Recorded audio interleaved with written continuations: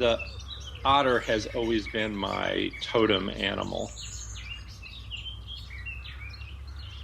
Welcome to Nature Magic. Today I'm talking to David Sobel as a contributor to the Nature Educators series within Nature Magic. David is a professor in the education department at Antioch University New England.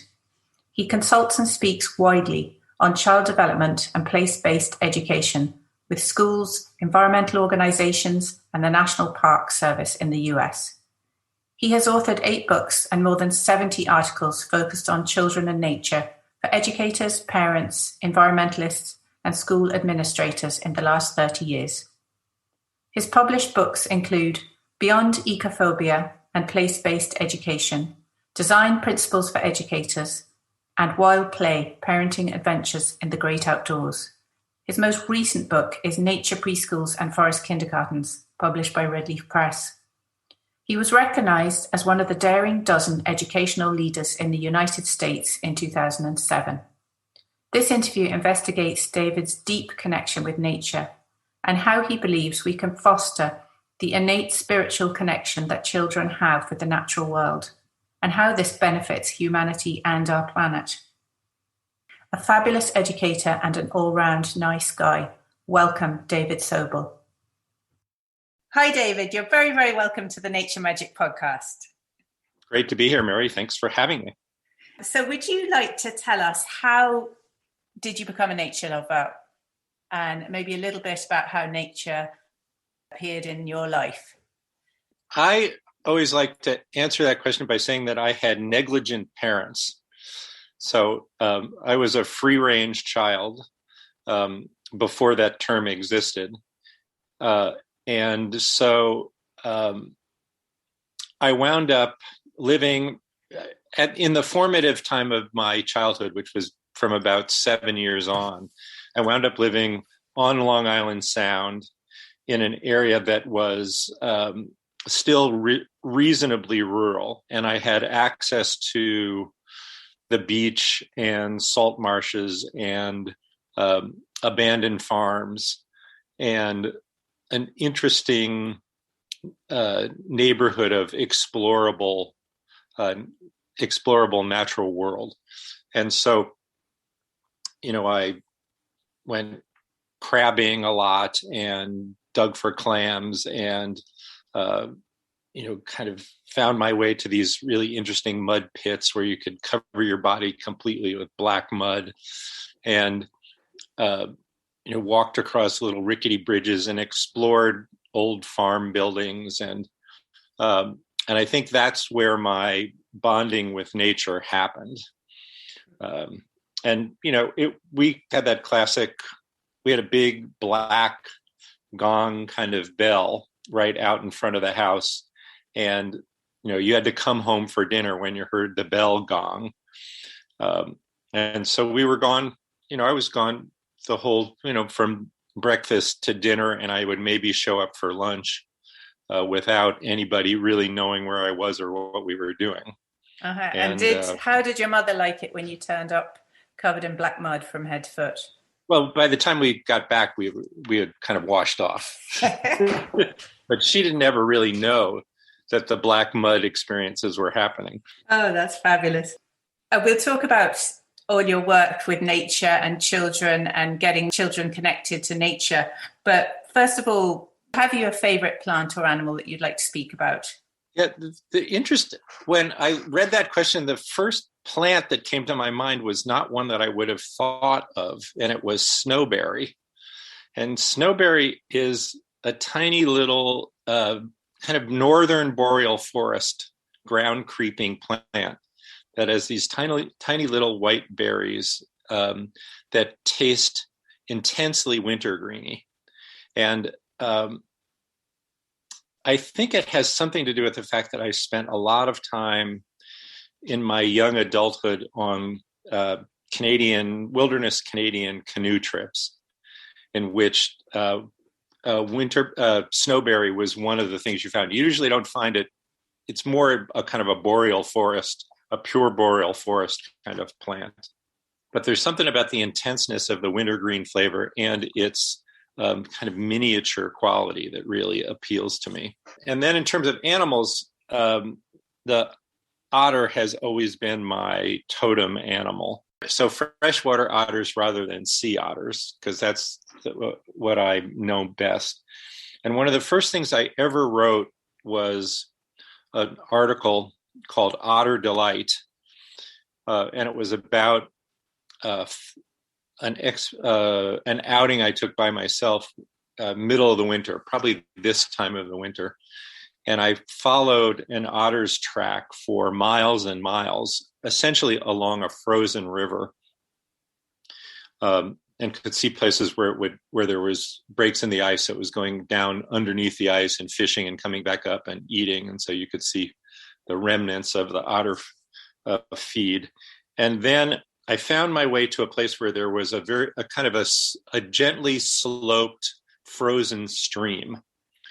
And I lay down and I was able to slide my way down the ice around the rocks in a way that was most similar to what I imagined the otter's experience was like. And it was, I've never had that experience other than that time, but it was great to simulate what the otter's sinuous experience of sliding in snow would have been like. Oh, that sounds fabulous. And did you see otters when you were in Canada? The canoe trips sound marvelous. Every now and then, but where we were was mostly north of the otter's range, I think. So you see them more around where I live in this part of New England. So you might have seen other animals up there. Oh, yeah. Did you see bears? Bears and very infrequently elk. Oh, lovely. And I can't quite remember. I think there was one time we saw a polar bear. That was a big deal. Oh, my goodness. We were just far enough. We were just at the edge of the tundra. And so seeing a polar bear from a great distance was a great thrill. Beautiful. And were you up high enough to see the Northern Lights? Yes. I remember one spectacular time in Northern Ontario. We were on a rocky islet in the middle of a lake, and the Northern Lights were spectacular. It was the best Northern Lights experience I've ever had.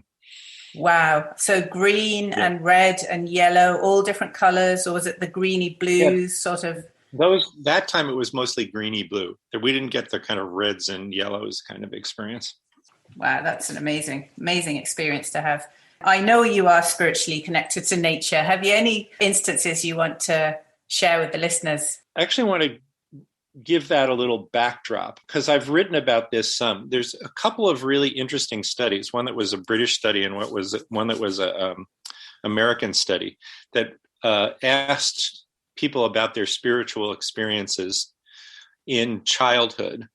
And in both of these studies, there was an interesting subset of spiritual experiences in the natural world that happened, particularly between 5 or 6 and 11 or 12, and the accounts of these spiritual experiences were all about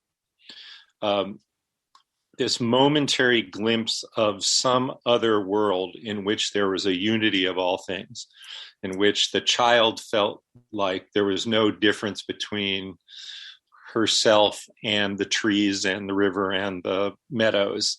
It was this kind of sense of profound oneness. And so when I actually read those studies, it brought back an experience I had had from around 10 years old when I lived where I was describing earlier. And it was a snow day from school. So we didn't have school. And some friends of mine had decided, we had this game that we would play where somebody would go off and leave a trail through the snow, and then the other person would wait for 20 or 30 minutes and then follow and then track the other person. In this case, it was a friend of mine and his little brother. And So I was tracking them in a place that I had never been before. There was a big haunted house on a hill that we used to go to a lot, but this was beyond that, in this kind of scrubby forest old meadowland. And I was kind of tromping, kind of wading through the snow because the snow was really heavy and deep. And my glasses were fogging up. And I remember, stopping and feeling like, I was in the middle of some fantastic adventure, and I was alone and at one with the world, but not scared. Even though I was not in a place that I had ever been before, I felt immersed in the world and at one with it. And I haven't had a lot of those kinds of experiences. That's very, very powerful.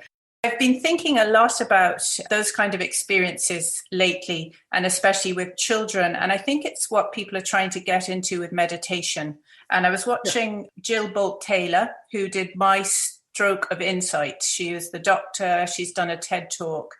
She is a neuroscientist, and she had a stroke herself.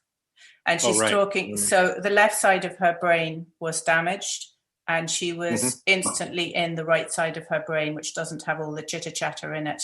And she felt that expansive. She couldn't tell where the end of her fingers were. She was completely immersed without any sensory. So I think that kind of a feeling is the real mindfulness that people are searching for, and children can sort of drop into it quite naturally. So that was a really powerful experience you had, and something that stuck with you. And I wish all children could have similar instances like that. Right. One of the things that I've said is one transcendent nature experience is worth 1,000 nature facts. And by that, I mean that what happens in nature education or environmental education a lot of the time is this emphasis on naming and telling kids, nature facts. And if what we want is adults who are environmentally responsible and are stewards of the environment, it might be that the transcendent nature experience in childhood, at which you feel at one with the natural world, that might be the most potent determining factor in shaping environmentally responsible adults. Absolutely. We have the Burren Nature Sanctuary here in Kinvara, and it's a place where people can come, and children, where they can go out into nature. So it's sort of a safe place. We've passed with different habitats, but we found that the way to encourage children out, not to say, go out, we're going on a nature trail. We've got fairies in the fairy woodland and animals. And all you have to do is give them a reason to go out, but you have to give them that reason.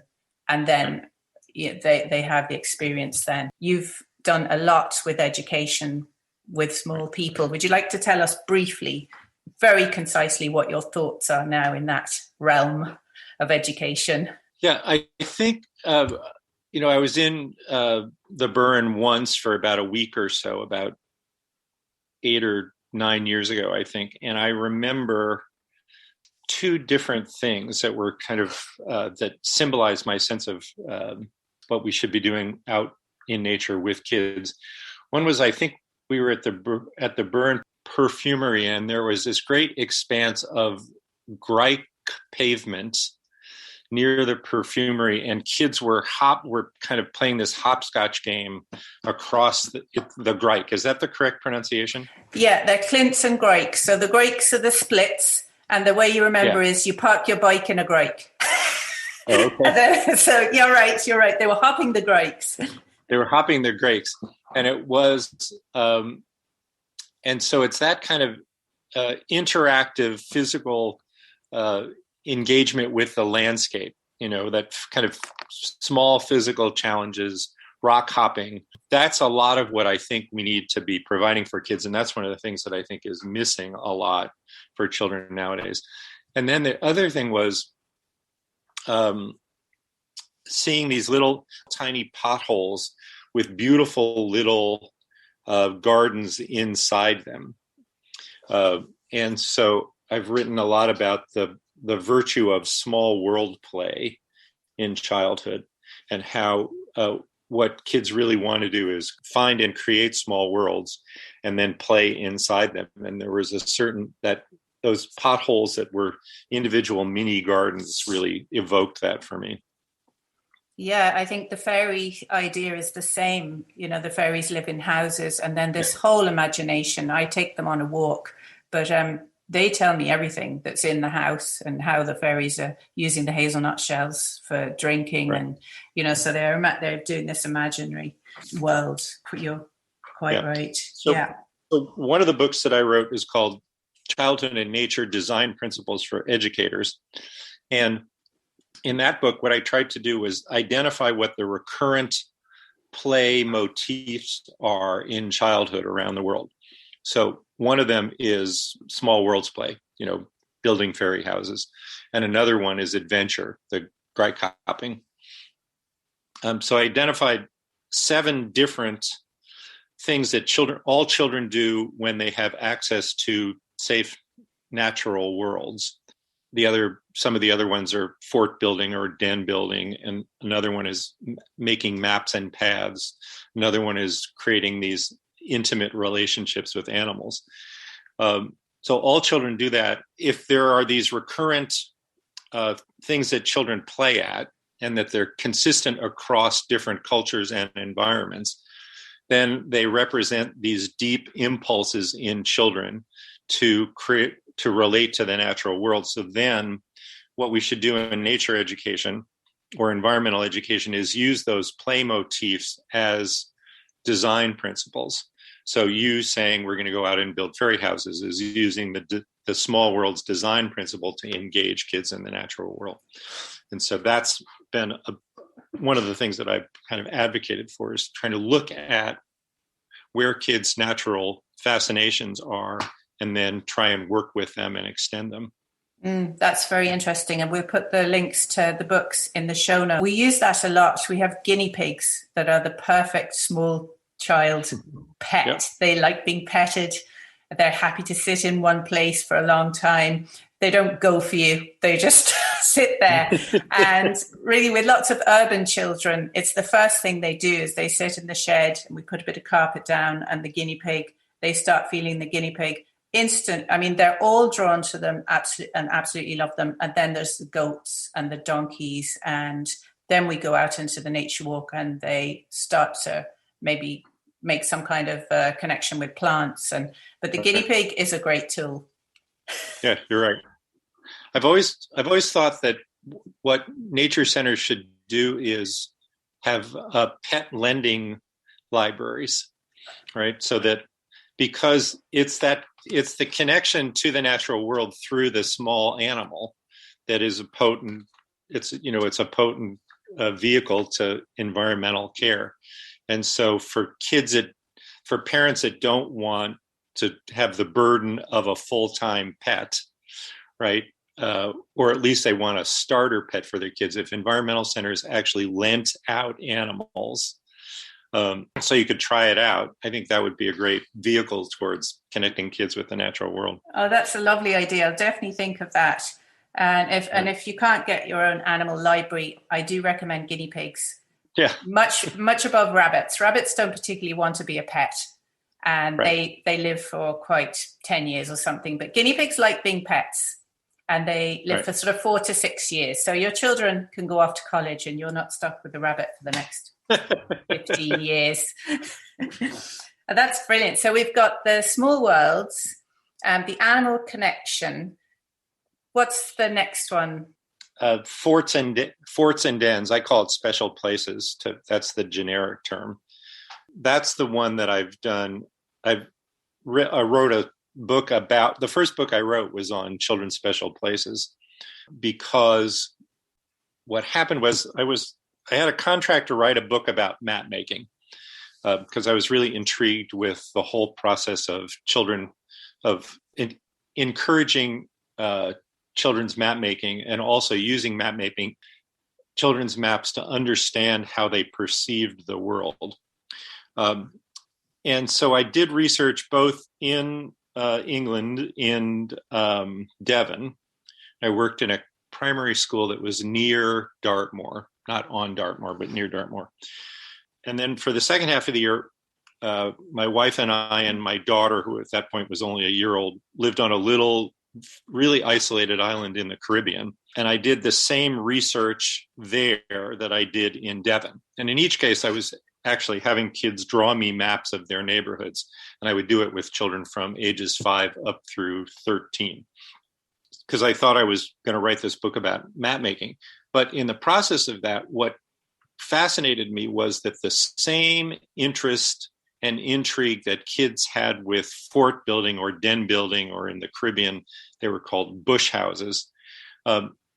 It was exactly the same in these two radically different cultures, right? So in England, kind of mossy and wet and damp, and in the Caribbean, it was this kind of spare, cactusy Caribbean desert-y island. But the same fascination was being expressed by kids in both places. And so it made me realize that, here's a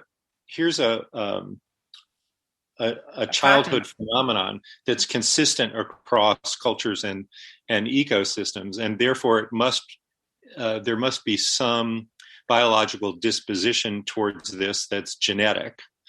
And so that got me into this whole idea of children's special places and why kids create them and why we should support it. I do agree that the genetic themes that go through, and I think one of the genetic inheritances that some children have are ponies. Oh, yeah. It's in them. Some of them, it's in them. There's nothing you can do about it.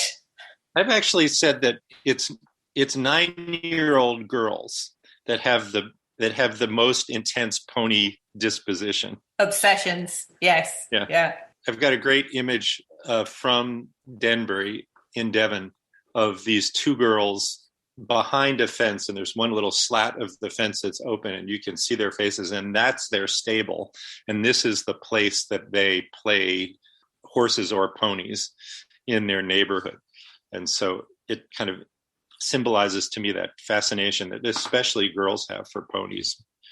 Yeah, and I think there's something about young children and horses that they're probably still more in that part of their brain where it's all visual and sensory rather than chatter, chatter, chatter. And the horses communicate like that as well, so they instantly understand each other. But maybe that's only a theory. So we're back to this question now of what would you suggest for people to do to support nature? I'm a big advocate for children having the kind of childhood that I had.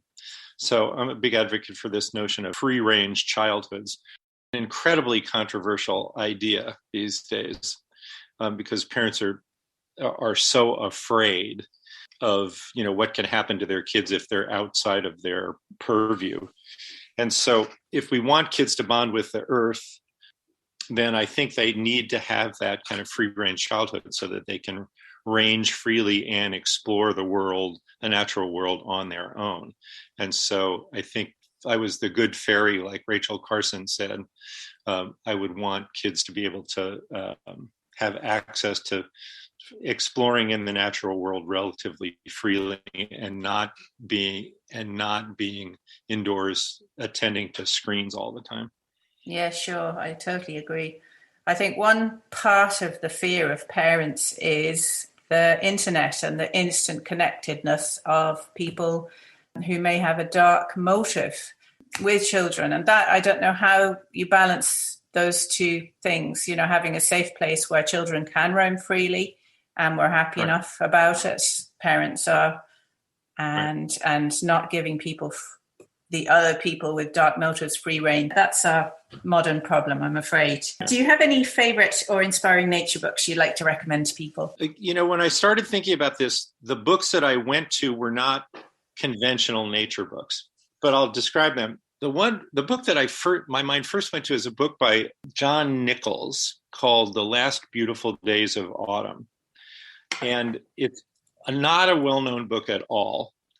he's a novelist who wrote the Milagro Beanfield Wars and things like that. But he wrote this one book that's kind of a prose poem kind of book about his relationship to the land where he lived in New Mexico.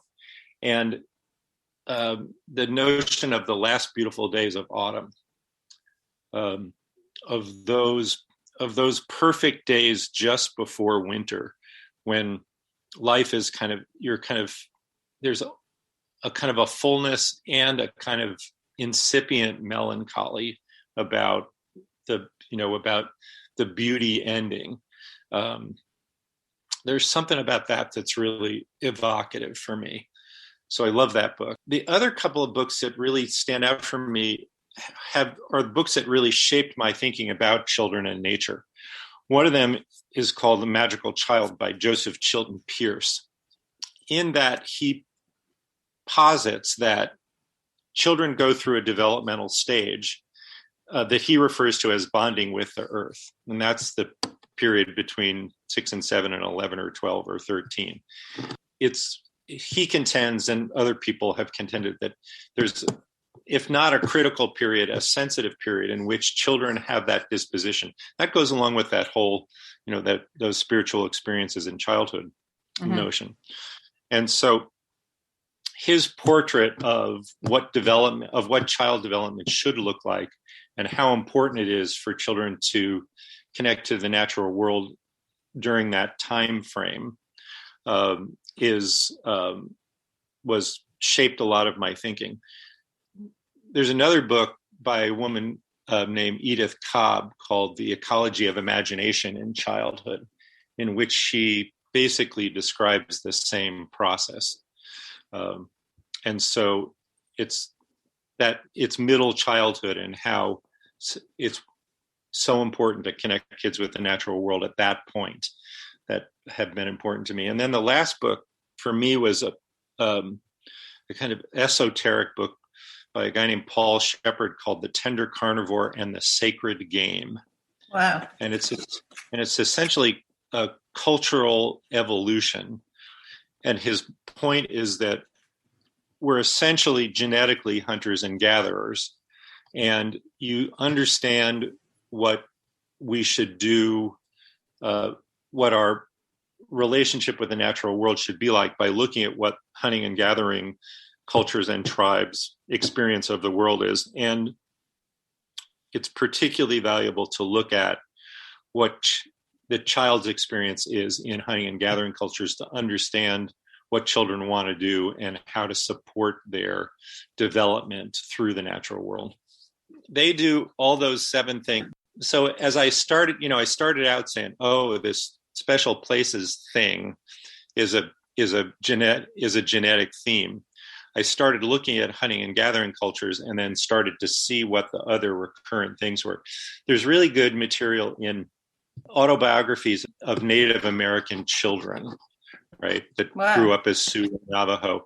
Those autobiographies address all these kinds of fascinations with learning the natural world as being the major task of childhood.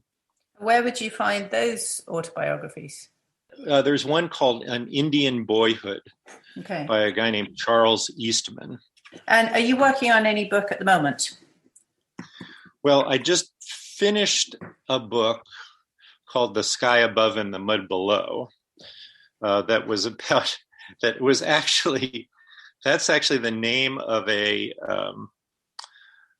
movie about a French-Dutch expedition to New Guinea to kind of, it was an anthropological expedition to kind of encounter and start to document the lives of the hunter and gatherer tribes in the way interior in New Guinea. The story is about how strange and unusual these tribes' behaviors were. And that's the image of the book of when the people from the Early Childhood Licensing Bureau come to forest kindergartens or nature preschools and see kids, outside stomping in mud puddles and having raspberry paint on their faces and things like that. It's kind of like the white Westerners visiting the primitive hunters and gatherers. So that book is a collection of articles from nature-based early childhood educators around the United States who are trying to naturalize early childhood programs. So that was the last book I did. The book that I would love to get published is a novel that I've written that was based on a story that I told my own children for about six or 7 years. And it's the novel is called The Emerald Chandelier. Ooh. And it's a classic. There's a young prince and a kind of royal family, prince and princess. They go off to manage the mine operation in a little village, and there's a dragon. And so it's a story that I started to tell when I was I'd gone on a walk with my daughter, and I'd been pointing out mica and tourmaline and garnets and other kind of local New England crystals.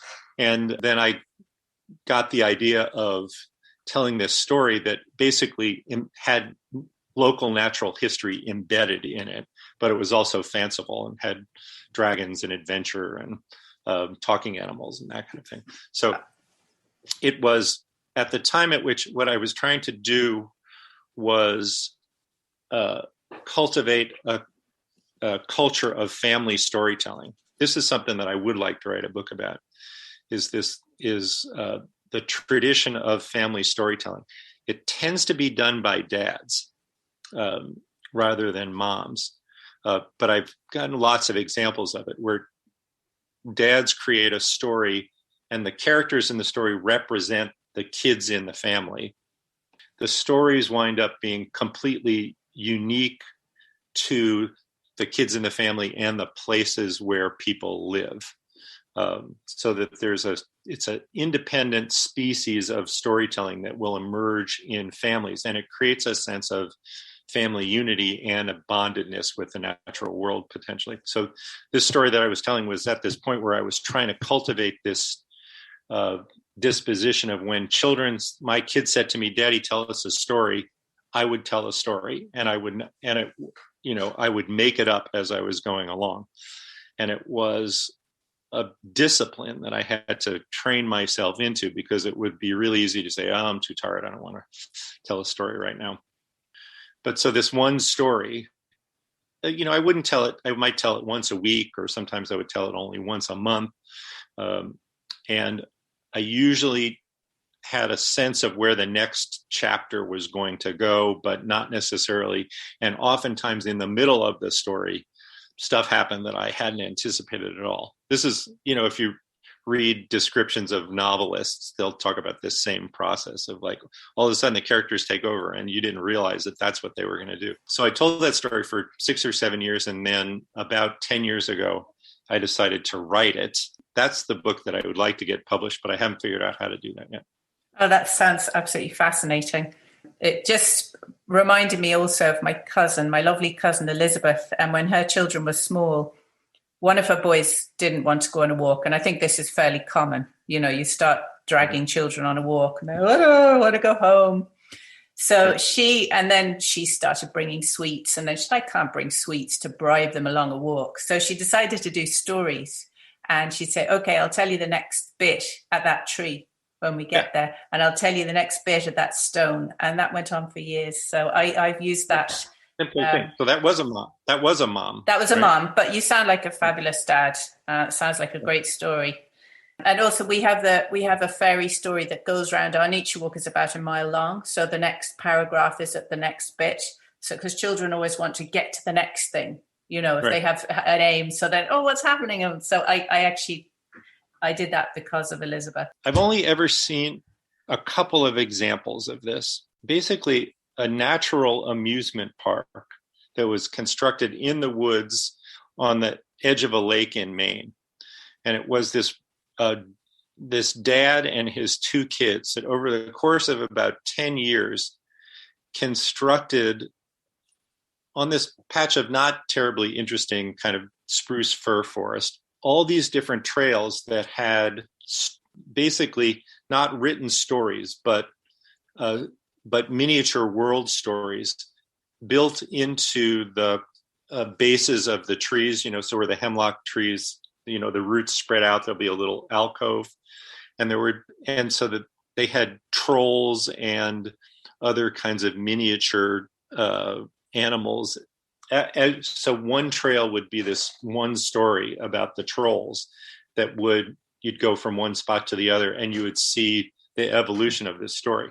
Cool. Then there were kind of amusement park rides. There was an airplane ride that was like a zip line that had a little airplane that the kids would climb into this little airplane, and then you'd tow it back to the end of the zip line, and then you'd fly through the forest on the zip line, kind of like in the Star Wars movies. There was Captain Hook's ship out in the woods. This was a big 20-foot ship that was that had a deck and it had a below deck, and there were costumes in the boat.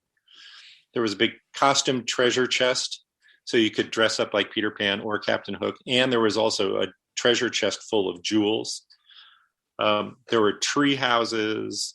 There was a hollow tree you could climb up the inside of to a little perch outside. And so it took all these childhood fascinations and actually constructed them.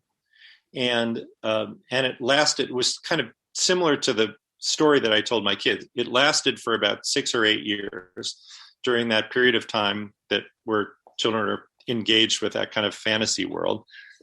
And then it disappeared. So it was an ephemeral, magical world constructed basically for the neighborhood kids. And I've always wanted to see a nature center go this path, is create this kind of thing for kids where the emphasis was on fantasy and play rather than on teaching natural history. Well, maybe we're going slightly towards that. That's right. Fascinating. Wouldn't it be interesting to find those kids now and see how it impacted them? Oh, yeah. Yeah, they're very lucky children. Right. And my kids visited, we would go up and spend time at that, visiting some friends of ours, and then we would always go there. And they have vivid memories of it. Amazing. If you had a magic wand, what would you like to do for the planet or for the children, whatever's your wish? Yeah, I would go back to that thing that we were talking about before, is I would try and figure out how to erase parental fear and make it possible for kids to, be outside on their own in reasonably safe environments. Because I think that's what kids need. And I think we really need to counteract the couch potatoification of children's lives, and that's especially true right now. There has been this rediscovery of the natural world as a function of the pandemic, which is one of those minor silver linings. True. Yeah. And so I think one of the things, I don't know if it's happened in Ireland, but one of the things that's happened here is this advocacy for outdoors and nature and place-based education that we've been advocating for the last 20 years has actually happened during the pandemic. So there's been this great movement to school outdoors. And so we're trying to figure out now how to preserve this movement of education outdoors that's happened as a function of the pandemic, how we can make it persist after the pandemic wanes. Yeah, I agree. We've had a lot of people contacting the Burren Nature Sanctuary and asking for guests to talk about outdoor education, nature education. And I think some of the schools that were taking kids outside that have been able to remain open might have been doing it once a week. And now they realize they could do it 5 days a week, right. And they've accommodated, clothing or whatever. So that is very true. Do you want to tell everybody where they can contact you, point them towards your books or anything before I let you go? Thank you for sticking by the computer with me. Yeah, I've got some web pages at davidsobelauthor.com, I think is what it is. And that's where all my books are. And there's a bunch of my articles there as well. Lovely. So I'll put all that in the show notes, and we hope that we'll see the emerald chandelier very soon. Yeah, me too. Thank you so much. Nice to talk to you, Mary. Thank you for listening to Nature Magic. Please subscribe and share with your friends to help spread the positivity. We have lots of fascinating guests lined up. Our next episode with horse trainer and YouTube superstar Warwick Schiller is on training horses with telepathy and what horses can teach us. To be in with a chance of the monthly draw of a fantastic haul of Irish gifts from the Burren Nature Sanctuary shop, please review the podcast and send a screenshot to mary@burrennaturesanctuary.ie. And don't forget, Amelia the pig is now Zooming. Just €10 for Amelia to pop into your Zoom call or staff meeting. She's having a lot of fun doing this and is extremely keen to say hello, as she knows the occasional marshmallow is involved. Just €10, all proceeds towards animal upkeep. And have a look at the Burren Nature Sanctuary shop. We have a few Evoca rugs left at great discounts.